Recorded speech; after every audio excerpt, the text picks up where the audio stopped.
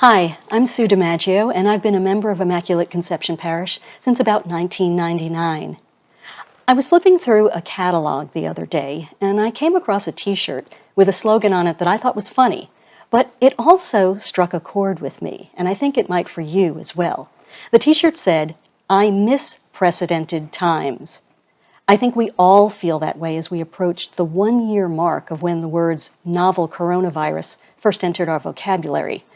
The times we live in have been repeatedly called unprecedented, strange, not normal, and we long for those precedented times, the days before COVID-19 took away jobs and lives and our sense of safety and security, when we could do the most normal of things, meet with friends, eat at restaurants, worship together at Mass, without feeling unsafe and vulnerable.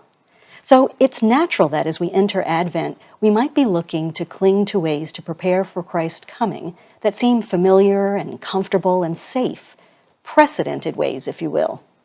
But perhaps that's not what God wants us to do and what He wants from us, especially now. In a sense, unprecedented is what Advent is all about. As we reflect on how God took flesh and became one of us, we realize just how little there is in the Christmas story to suggest that God was interested in breaking into our world in a comfortable, familiar, precedented way. A young virgin in the Middle East coming face to face with a living, breathing angel of God? Unprecedented. The message of that angel, that she'd become pregnant, have a baby who would be the Son of God? Unprecedented. Her husband-to-be also receiving a heavenly messenger, risking shame and condemnation to live in utter faith of something so incomprehensible. Unprecedented.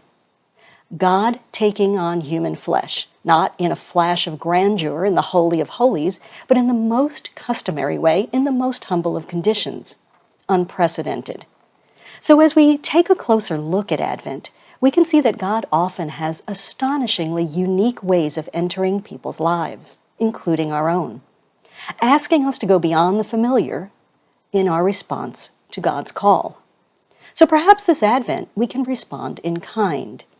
Without the usual frenzied distractions we have at this time, mall trips, office parties, school recitals, house guests, we have an opportunity to enter into this season with fresh eyes, to seek out perhaps more meaningful ways to pray, reflect, and act, to embrace the unprecedented in our response to the most unprecedented act of all, the entering of Christ into our lives, past, present, and future. Happy Advent.